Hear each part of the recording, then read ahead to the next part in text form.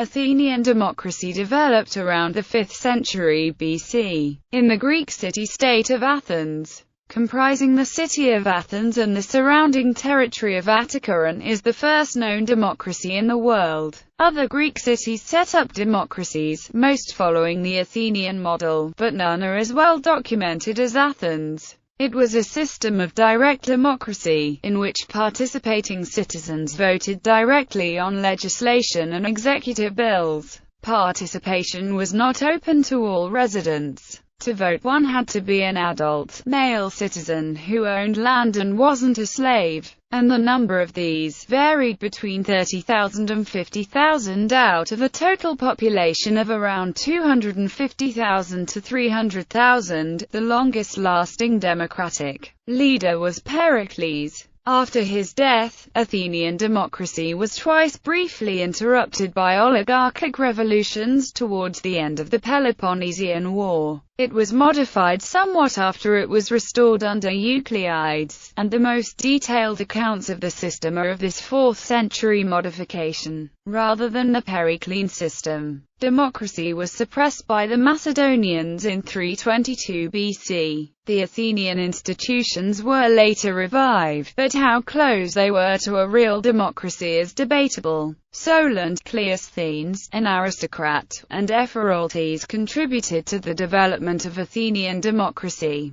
Etymology. The word democracy combines the elements demos and kratos. In the words monarchy and oligarchy, the second element arch means rule, leading, or being first. It is unlikely that the term democracy was coined by its detractors who rejected the possibility of a valid demarchy, as the word demarchy already existed and had the meaning of mayor or municipal. One could assume the new term was coined and adopted by Athenian Democrats. The word is attested in Herodotus, who wrote some of the first surviving Greek prose, but this might not have been before 440 or 430 BC. We are not certain that the word democracy was extant when systems that came to be called democratic were first instituted, but around 460 BC an individual is known with the name of Democrates, a name possibly coined as a gesture of democratic loyalty. The name can also be found in Aeolian Temnus. History and development. Athens was not the only polis in ancient Greece that instituted a democratic regime. Aristotle cites many other cities as well. Yet, it is only with reference to Athens that we can attempt to trace some of specific 6th century events that led to the institution of democracy at the end of the century. Before the first attempt at democratic government, Athens was ruled by a series of archons or chief magistrates, and the Areopagus, made up of exarchons. The members of these institutions were generally aristocrats, who ruled the polis for their own advantage. In 621 BC, Draco codified a set of notoriously harsh laws that were a clear expression of the power of the aristocracy over everybody else. This did not stop the aristocratic families feuding amongst themselves to obtain as much power as possible. Therefore, by the 6th century BC, the majority of Athenians had been enslaved to the rich, and they called upon Plato's ancestor Solon, premier archon at the time, to liberate them and hold the feuding of the aristocracy. However, the enfranchisement of the local laboring classes was succeeded by the development of chattel slavery, the enslavement of, in large part, foreigners. Solon, the mediator, reshaped the city, by absorbing the traditional aristocracy in a definition of citizenship which allotted a political function to every free resident of Attica. Athenians were not slaves but citizens, with the right, at the very least, to participate in the meetings of the assembly. Under these reforms,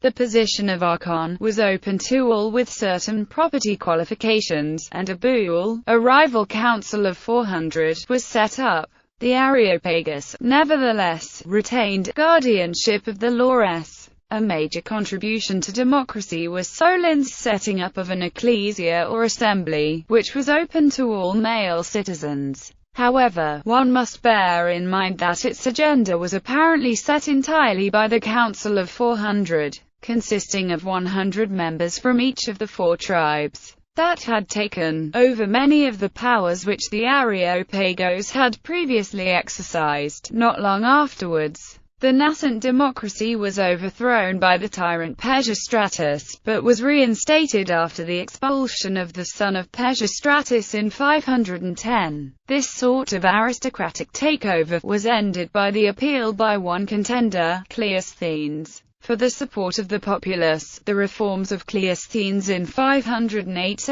undermined the domination of the aristocratic families and connected every Athenian to the city's rule. Cleisthenes fixed the boundaries of the polis as a political rather than a geographical entity, boundaries which Solon had left permeable, by formally identifying the free inhabitants of Attica at that time as Athenian citizens. He did this by making the traditional tribes politically irrelevant and instituting 10 new tribes, each made up of about 3 trities, each consisting of several demes. Every male citizen on reaching the age of 18 was now to be registered in his deme. It was this registration which confirmed his citizenship. A third set of reforms was instigated by Ephoraltes in 462/1. While his opponents were away attempting to assist the Spartans, Ephoraltes persuaded the assembly to reduce the powers of the Areopagus, in effect stripping it of all its controlling and supervisory powers and leaving it only as a court for cases of homicide and certain offences of sacrilege. At the same time or soon afterwards, the membership of the Areopagus was extended to the lower level of the propertied citizenship, participation and exclusion. Size and makeup of the Athenian population. Estimates of the population of ancient Athens vary.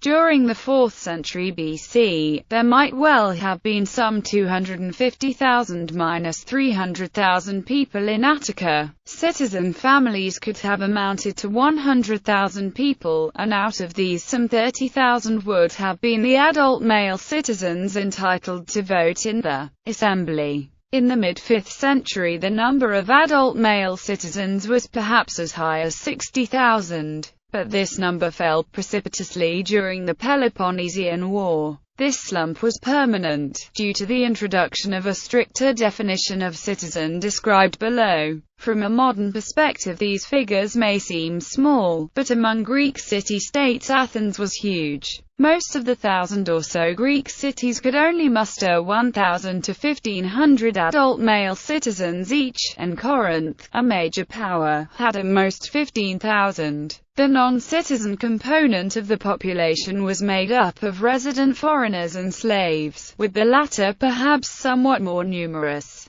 Around 338 BC, the orator Hyperides claimed that there were 150,000 slaves in Attica, but this figure is probably no more than an impression. Slaves outnumbered those of citizen stock but did not swamp them. Citizenship in Athens. Only adult male Athenian citizens who had completed their military training as ephebes had the right to vote in Athens. The percentage of the population that actually participated in the government was 10 to 20% of the total number of inhabitants, but this varied from the 5th to the 4th century BC. This excluded a majority of the population: slaves, freed slaves, children, women and metics. The women had limited rights and privileges, had restricted movement in public, and were very segregated from the men. Also excluded from voting were citizens whose rights were under suspension. For some Athenians this amounted to permanent disqualification. Given the exclusive and ancestral concept of citizenship held by Greek city-states, a relatively large portion of the population took part in the government of Athens and of other radical democracies like it, compared to oligarchies and aristocracies.